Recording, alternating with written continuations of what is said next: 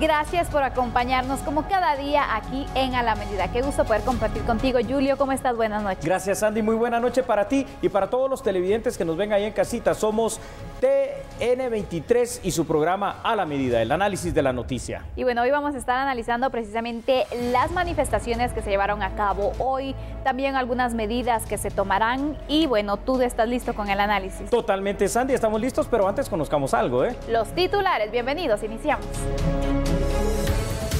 Movimiento social o político. Examinamos al polémico Comité de Desarrollo Campesino, más conocido como CODECA, que hoy salió a las calles del país.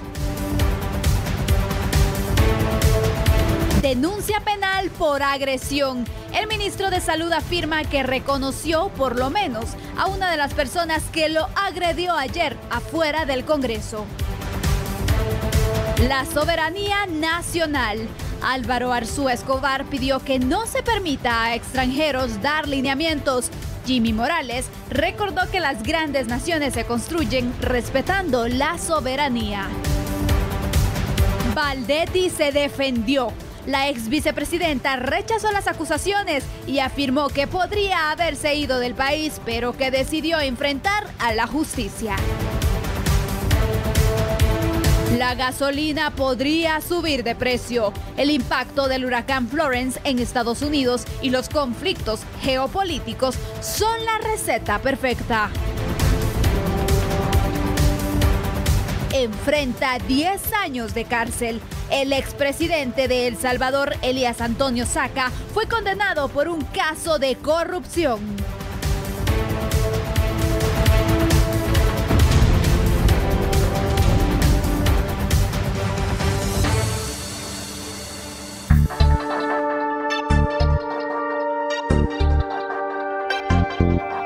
Iniciamos con el primer tema de análisis. Por tercer día consecutivo se llevaron a cabo distintas manifestaciones en varios puntos del país. Tal como lo habían anunciado representantes de varias organizaciones sociales y campesinas, desde muy temprano se congregaron en distintos puntos del país, afectando a millones de guatemaltecos. A partir de las 6 de la mañana, los manifestantes se concentraron en el Trébol, Calzada Roosevelt, Ruta al Atlántico, el Obelisco y Avenida Bolívar, para emprender su caminata pacífica hacia el centro histórico, para dar a conocer sus demandas. Además de grupos campesinos, participaron estudiantes de la Universidad de San Carlos de Guatemala, autoridades indígenas, así como colectivos de derechos humanos. El objetivo de la manifestación pacífica era pasar por el Congreso de la República. Sin embargo, se llevaron la sorpresa de que las instalaciones legislativas estaban resguardadas por un fuerte contingente de la Policía Nacional Civil y parte del Ejército. Las rutas de Alta Verapaz también fueron bloqueadas, entre ellas San Julián Tactic, kilómetro 180, y el cruce de Santa Cruz Verapaz. Tome en consideración lo siguiente, las manifestaciones de las últimas horas causaron bloqueo de calles y avenidas y provocaron retrasos, entre otros inconvenientes que aquí se los mostramos. Según indicó el vicepresidente del Congreso de la República, Felipe Alejos, las recientes manifestaciones causaron temor entre funcionarios que no asistieron a la sesión solemne para conmemorar la independencia del país. Es muy importante manifestarle a todo el pueblo de Guatemala que el día de ayer ellos pudieron observar que hubieron manifestaciones violentas, manifestaciones en donde golpearon, en este caso, a funcionarios públicos, ministros, diputados y otros terceros, y esto definitivamente pues generó un temor. Se está solicitando de que se pueda manifestar de manera pacífica, pero definitivamente el venir a agredir a otras personas, eso es algo que no es bueno, no ayuda a la democracia. Manifestarse pacíficamente es algo democrático. Sin embargo, cuando se utiliza la violencia, ahí es donde se desnaturaliza todo, y eso definitivamente vino a afectar muchísimos diputados, en este caso, incluso embajadores, que tenían miedo precisamente de venir debido a las manifestaciones violentas que se dieron el día de ayer. El diputado también comentó sobre la manifestación que protagonizaron los integrantes de CODECA, que desde temprano bloquearon las principales arterias del país. Que realmente las personas que están ahí pertenecen a una estructura criminal que se considera que se han robado más de 400 millones de quetzales anuales, como reitero, más de 2.000 denuncias penales. Entonces no estamos hablando de la expresión realmente de los ciudadanos guatemaltecos, ni de personas, en este caso, pacíficas. Yo veo que fue una manifestación, en este caso, pequeña, y la del día de ayer fue muy violenta. A ver, empecemos los análisis de esta noche. CODECA, para empezar, son las siglas del Comité de Desarrollo Campesino. Los integrantes de CODECA, como usted ha visto, han sido acusados durante mucho tiempo del robo de fluido eléctrico. Esta organización ha sido utilizada en ocasiones para fines políticos. Y aquí nos hacemos la pregunta, ¿CODECA es un verdadero movimiento social con fuertes bases sociales para una protesta bien encaminada? ¿O es un movimiento que pasa de lo político a lo politiquero? Vamos a hacer el análisis, Sandy. Exactamente, y ahí inicio yo con las preguntas, Julio, porque se ha mencionado incluso que CODECA está buscando posicionarse como un partido político. ¿Tú cómo ves esta situación? Y también compararlo con todos los movimientos de presión que están ejecutando y que han ejecutado durante repetidas ocasiones. Tienes toda la razón. Y un poquito más adelante vamos a hablar de eso, pero no lo voy a dejar en el tintero. Sí es el movimiento para la liberación de los pueblos, porque obviamente CODECA tiene una ideología que es completamente de izquierda, que pues trata de traer a Guatemala todos aquellos preceptos del socialismo del siglo XXI latinoamericano. Entonces, digamos que tal y como lo hablábamos ayer, Sandy, es válido, ¿no? Porque por supuesto que es válido, es un derecho el hecho de poder manifestar. Lo que no es válido, y obviamente yo creo que muchos guatemaltecos, sobre todo los capitalinos, hoy en esta jornada una vez más lo pudimos evidenciar. Hombre, que ese derecho a la manifestación y a la protesta no signifique la veda de otros derechos humanos. Hoy sí pasó lo que hablábamos ayer. Fíjate que aunque no se vio en demasía, habían algunos manifestantes que todavía utilizaban aquellas famosas tablas con clavos para intimidar, Sandy. Exactamente. ¿Y qué movimiento pacífico va a presentar este tipo de tablas? Porque en realidad no lo vemos con otros grupos que se han presentado exigiendo también esas peticiones y en las cuales sí se ha desarrollado de forma pacífica, pero por ejemplo en CODECA ellos siempre se identifican por este tema, por llevar esas tablas con los clavos, por impedir el paso. Y yo veía en las imágenes también que se da el caso de algunos motoristas que por la facilidad, bueno, querían esquivarlo. ¿Y qué pasó? Los perseguían, los bloqueaban y bueno, los amenazaban incluso, y tú dices, ¿cómo es posible que un movimiento como ese se esté desarrollando? Porque en cualquier momento puede ser un detonante de violencia también. Ahí es a lo que vamos, ahí es donde se desvirtúa este tipo de manifestaciones, porque obviamente primero no te dejan la libre locomoción como ciudadano y luego inclusive te amenazan, porque aquí está esa situación de la intimidación. Otra cosa que da bastante para platicar, fíjate que en algunos puntos de la manifestación, no solo acá en la capital, sino que en el interior de la República, donde también hubieron algunos puntos de bloqueo durante estos 3 días, se veía a supuestos integrantes de este movimiento, pero con claras características extranjeras, no de guatemaltecos. Exacto. Y aquí es donde uno se pregunta, ¿cuáles son los intereses? O sea, ¿qué es lo que persiguen? Exactamente, y aparte de ello, cuando varios dirigentes de CODECA han sido señalados por el robo de energía eléctrica, ¿tú cómo ves entonces la representación de estas personas que son señaladas de ilícitos, que estén liderando un movimiento ciudadano como este? Lo respondo rápidamente, Sandy. Si yo estoy haciendo cosas que no son correctas, ¿con qué cara voy a exigir que se hagan las cosas correctas a nivel de gobierno y de sociedad? No se puede, no es válido. Si me permite, Sandy, junto contigo y los televidentes de A la Medida, vamos a pedirle a producción de nuestro programa, gracias, que compartamos un poquito más de información sobre lo que tú me estabas preguntando precisamente. Pues fíjate que CODECA prácticamente ha logrado ya las firmas, de hecho un poco más, está en revisión en el Tribunal Supremo Electoral para constituirse en un partido político. El nombre del partido político va a ser el Movimiento para la Liberación de los Pueblos, o sea que va a tener su brazo también de característica político. Ahora, la forma en que ellos de alguna manera están haciendo este tipo de movimientos en cuanto a lo violento, desvirtúa su movimiento mismo. Pero el origen de CODECA, que pues es ya sabido que lo que hacen es robar energía, eso desvirtúa completamente cualquier liderazgo, Sandy. Sobre eso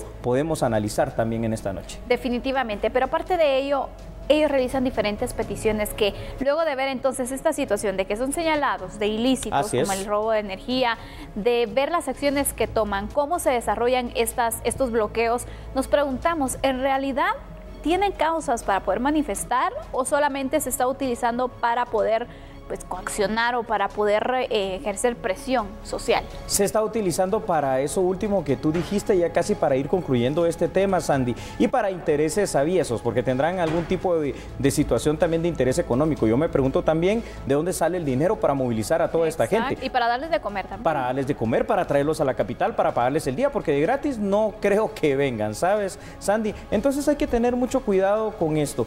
Vamos siempre a apoyar acá desde la medida las manifestaciones que son legítimas, claro, pero nunca jamás aquellas que coartan los derechos que tenemos todos los guatemaltecos, Sandy. Y que ponen en peligro también y sobre todo afectan la economía, el turismo, el trabajo, tantos aspectos de la vida que hoy se vieron paralizados. Así que finalizamos con este tema. Vamos a continuar con otras noticias, ¿te parece? Claro que sí, Sandy.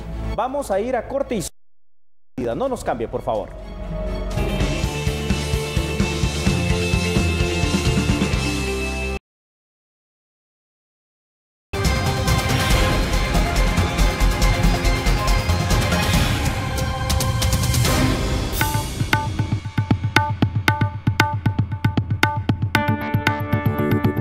Gracias por continuar con nosotros. Hablemos entonces de la situación en el Ministerio de Salud. Decenas de salubristas mostraron su respaldo al titular de esta cartera, Carlos Soto, luego de ser increpado por manifestantes a las afueras del Congreso de la República ayer.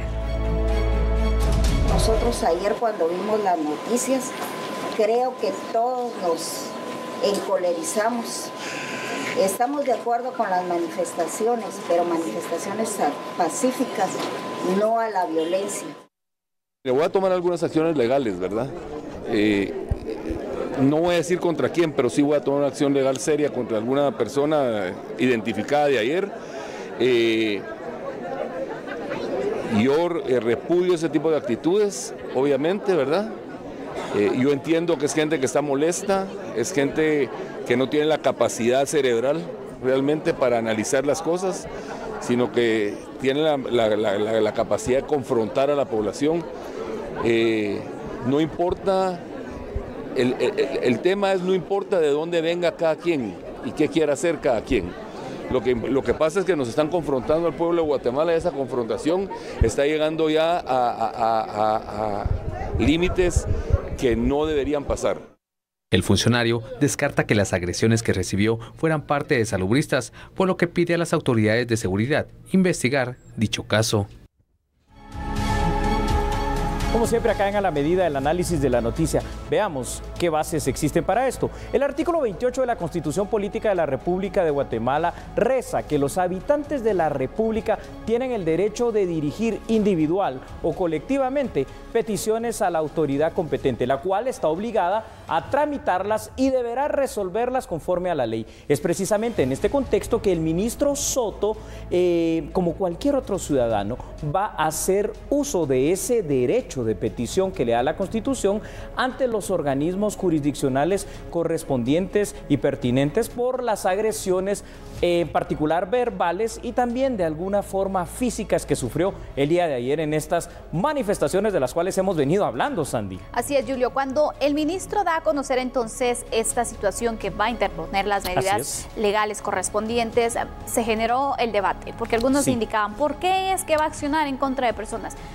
¿Cómo tú ves la situación? ¿Sí es válido que lo haga? ¿Es recomendable? ¿O cómo? Porque recibió agresiones. Sí, eso hay que decirlo. Eso es muy cierto lo que acabas de decir. Al final recibió agresiones. Volvemos a lo mismo. Yo creo que, y tú lo dijiste ayer muy bien, y es bueno recalcarlo en esta noche. Es decir, la paz y el respeto deben ser lo que debe de ser prioritario, ¿verdad? En cualquier tipo de manifestación, que es lo que estamos hablando. Cuando esto no se da y cuando esto se rompe y se cae en lo que estamos viendo en pantalla de A la Medida, este tipo de agresiones que, mira, las verbales uno puede decir que tanto daño le pueden hacer. Bueno, no, lo que pasa es de que causan un temor y tú no sabes si después de esas agresiones verbales realmente va a venir una agresión física. Pero hubieron agresiones físicas. Recuérdate que le tiraron botellas, le tiraron piedras inclusive al vehículo. Entonces, eventualmente, dependiendo de lo que hayan dicho, aquí pueden caber algunos delitos. No sé cuáles él vaya a poner dentro de la querella penal probablemente el delito de amenazas. Decía el ministro Soto que reconoció por lo menos a una persona y fue claro en una situación que no es dirigente del gremio de los médicos. Exacto. Entonces aquí uno se pregunta, bueno, ¿y qué pasa? Y no está,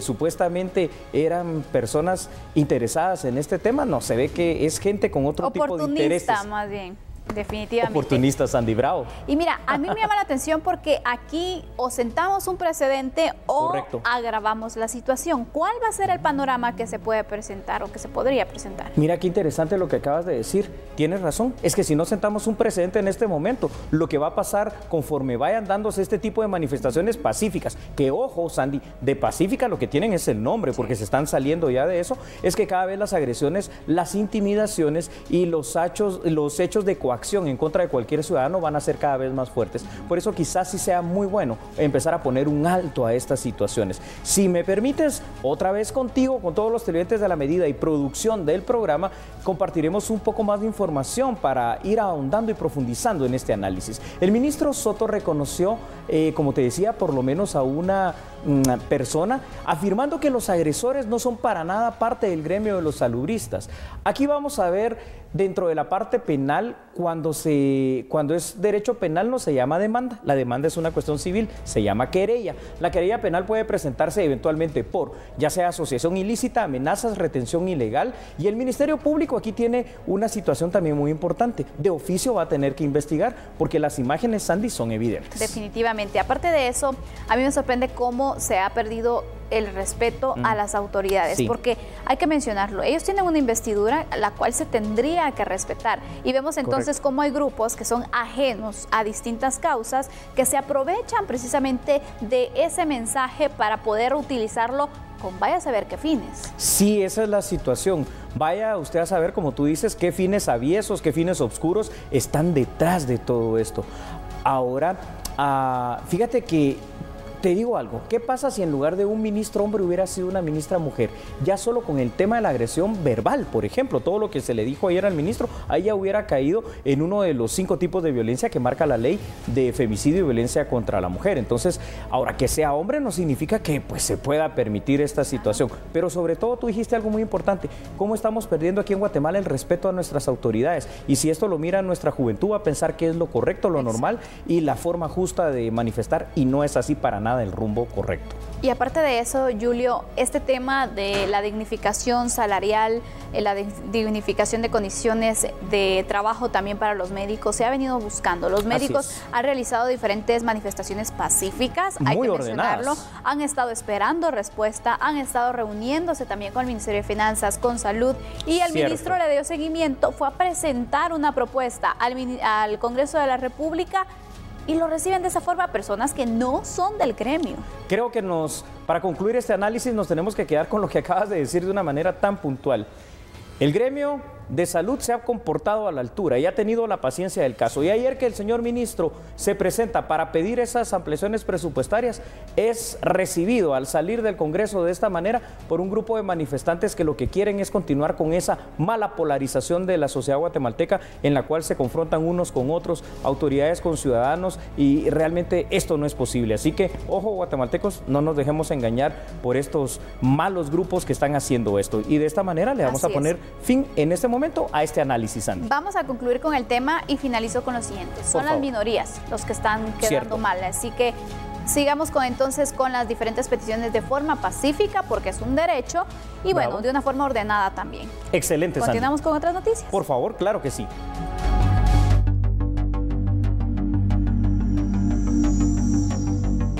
Momento de conocer las noticias judiciales. En la fase final del juicio del caso penal Lago de Amatitlán, la ex vicepresidenta de la República, Roxana Valdetti, pasó al estrado y rechazó la acusación que presentó la Fiscalía Especial por los delitos de tráfico de influencias, fraude y asociación ilícita. Escuchemos lo que dijo la ex vicemandataria. Porque, señor juez, quiero decirle, viéndoles a los tres, a los ojos, no me llevé un centavo de dinero del pueblo de Guatemala.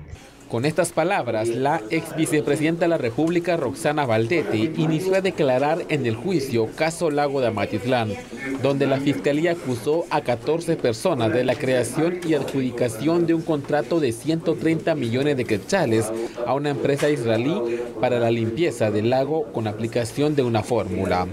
En el 2015, Roxana Valdetti le entregó su carta de renuncia al entonces presidente de la República, Otto Pérez Molina. Soy italiana, tengo pasaporte italiano, mis hijos también. Si yo hubiera querido, señor juez, yo agarro un avión con los millones que dicen que tengo, me monto en ese avión, hoy estuviera haciendo uvas en Italia y estuviera produciendo vino porque soy proactiva, seguramente ya tuviera un negocio. Pero ¿sabe qué pensé, señor juez, señores jueces? Dos cosas. La primera, no me voy a salir huyendo porque yo no hice nada de qué avergonzarme.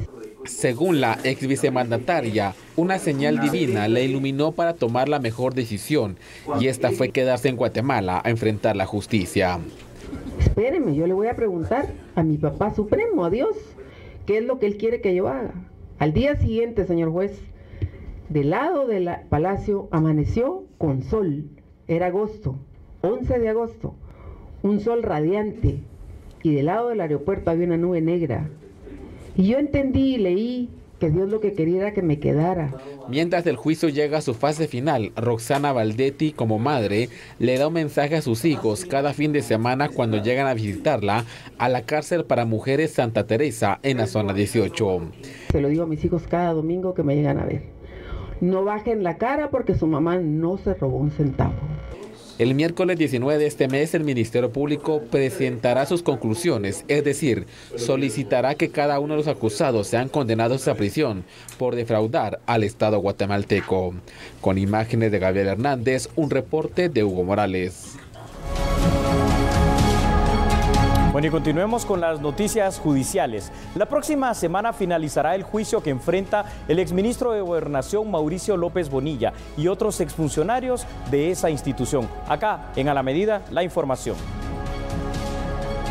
La acusación que la Fiscalía le presentó al juez Maynor Ruano establece que los exfuncionarios Mauricio López Bonilla, Vinicio Pacheco y Walter Vázquez consintieron el arrendamiento de 47 vehículos blindados de forma ilegal, pues los contratos por un total de 32.700.000 quetzales fueron otorgados a empresas de dudosa procedencia que no tenían la capacidad para ofrecer dicho servicio. En la fase final del juicio, una abogada defensora cuestionó la investigación y acusación que hizo el fiscal de proceso en contra de su patrocinado.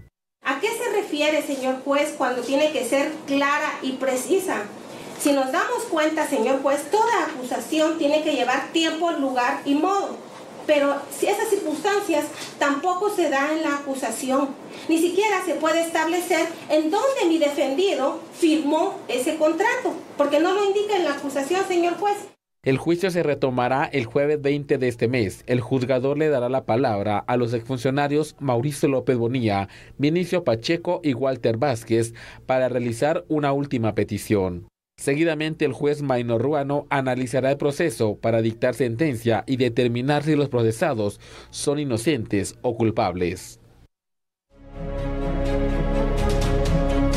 Es momento de hacer una pausa. Regresamos enseguida. Somos A la Medida.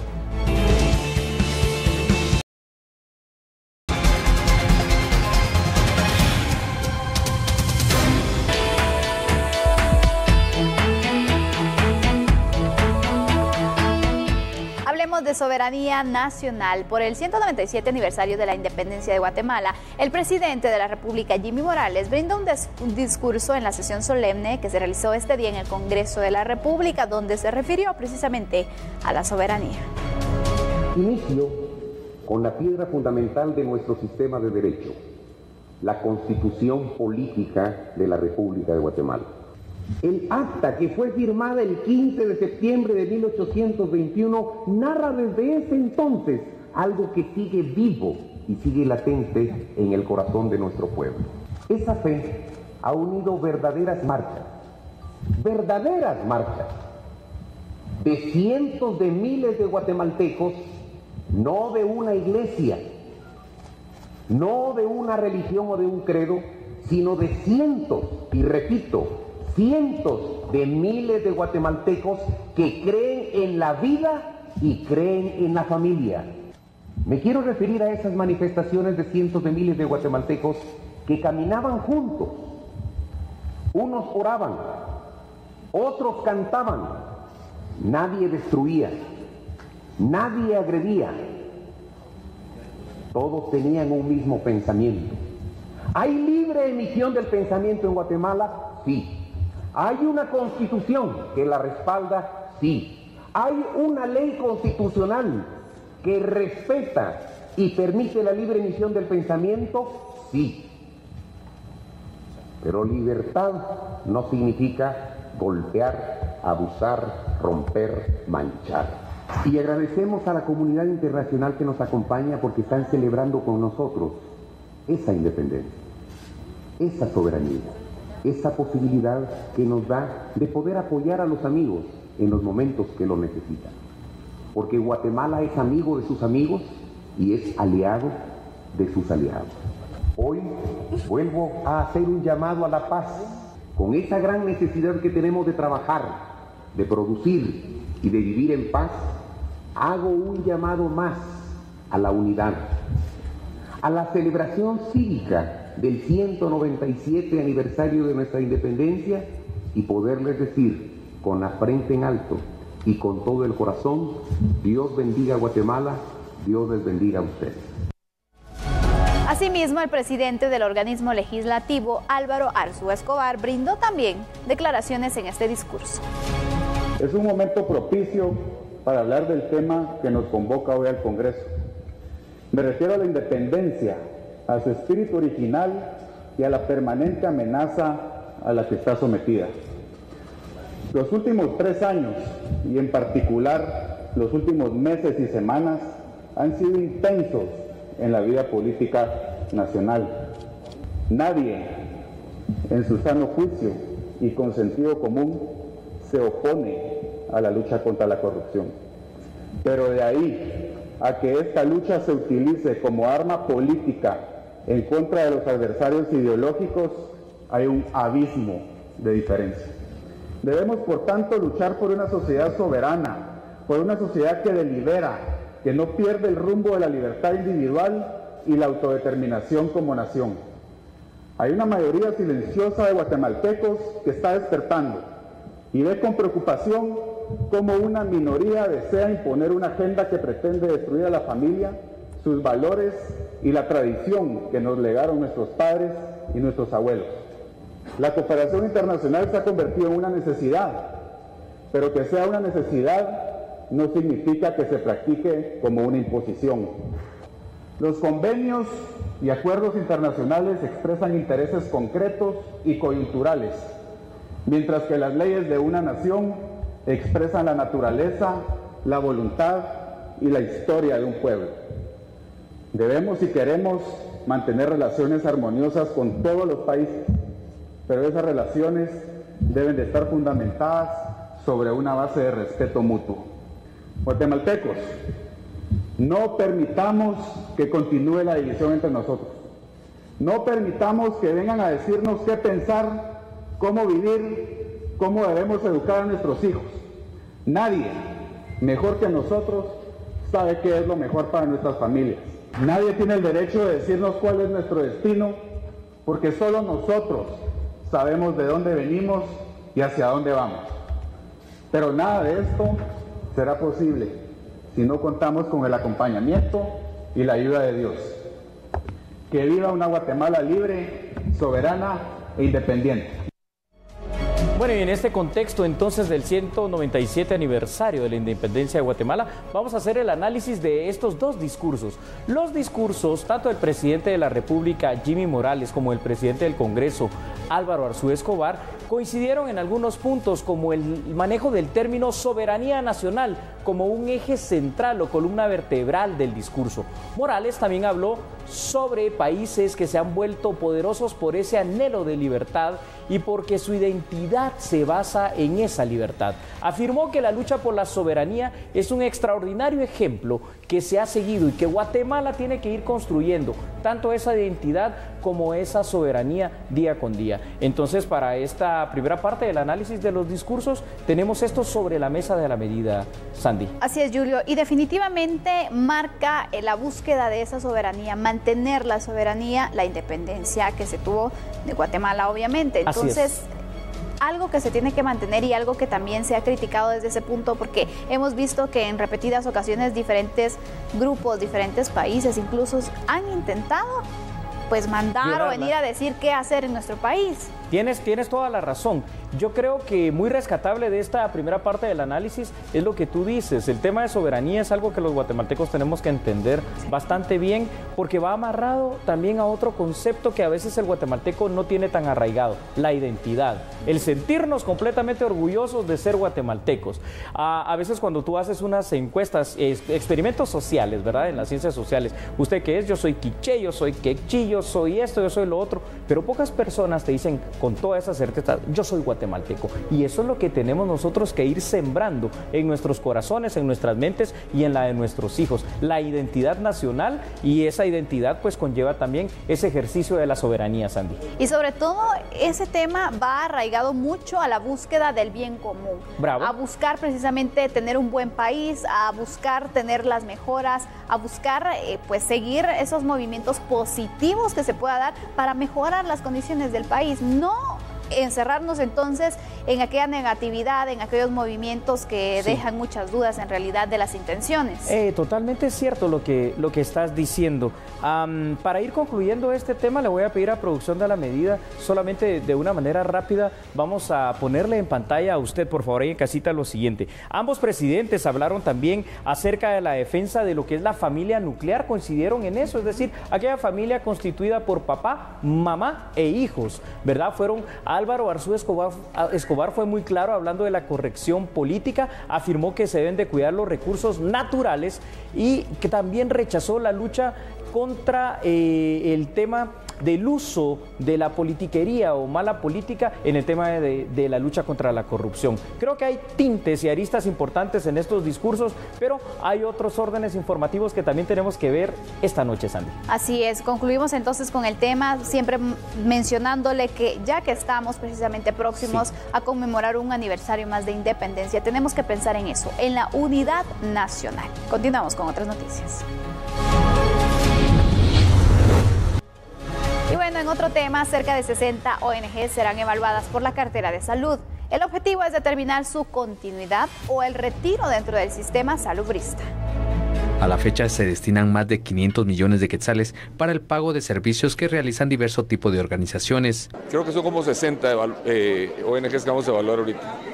Doctor, ¿cuántos fondos son los que se les asignan a estas ONGs? Mire, tengo más o menos son unos 517 millones de quetzales aproximadamente, pero tenemos que fortalecerlos porque les voy a poner un ejemplo, queremos ir dejando a los hospitales generales con lo que tienen que hacer y los subespecializados como la Unidad Nacional de Oncología Pediátrica, como la Unidad Nacional de Cirugía Cardiovascular, estas unidades, quitarnos nosotros los pacientes que llegan a los hospitales y darles a ellos que son especializados para que puedan ellos atender bien a toda nuestra gente. Entonces darle más fondos a esas unidades, por ejemplo, y hacer del Ministerio de Salud Pública un ministerio que tenga un nivel más alto de competitividad a nivel del mundo. Al respecto, Refugio de la Niñez espera que continúen aquellas que brindan apoyo a los infantes que han sido víctimas de violencia sexual. Hay que recordar que la violencia sexual es un tema de salud, la misma OMS y la OPS lo tiene establecido de esa manera. Nosotros recibimos dentro de los albergues de parte de los juzgados y de PGN los casos que muchas veces egresan de los hospitales. En otras noticias, la Intendencia de Fiscalización realizó más de 80 cierres temporales a establecimientos comerciales. Veamos la noticia en A la Medida. Más de 80 establecimientos comerciales fueron cerrados temporalmente por incumplimiento a las normas tributarias, lo cual dejó a la SAT casi 200.000 quetzales en sanciones durante los operativos de fiscalización en junio y julio del presente año. Los resultados de estas presencias fiscales es, primero, un total de 84 procesos de cierre de establecimiento comercial, 74 sanciones económicas por incumplimiento de los requisitos formales, 68 procesos por no inscritos, de los cuales de todos estos 150 pagos voluntarios se han realizado, que han representado 168.027 quetzales pagados ya. De recaudación por las sanciones impuestas son 193.000 quetzales. Villamar señaló que continuarán realizando los operativos y se espera que para los últimos meses del año se efectúe una mayor cantidad de fiscalizaciones a importadores de vehículos y otros contribuyentes. En octubre a diciembre de 2018, trimestre, empezando con importadores de vehículos omisos o no afiliados, que son aquellos contribuyentes que han nacionalizado a través de aduanas vehículos y otros productos comerciales que no están declarando las ventas de esos productos en el IVA mensual que nos presentan a la Administración Tributaria. También vamos a trabajar la parte de verificaciones de IVA, ISO y ISR, ¿verdad? En la parte del IVA, contribuyentes que durante un tiempo prolongado han tenido una relación negativa en sus débitos y créditos fiscales, es decir, han comprado mucho más de lo que han vendido, ¿verdad? Y por lo tanto pareciera que no están o que están vendiendo a un precio por menor de lo que compran. Para evitar el cierre definitivo de los establecimientos comerciales, el contribuyente debe cancelar una sanción de 10.000 quetzales a la Administración Tributaria.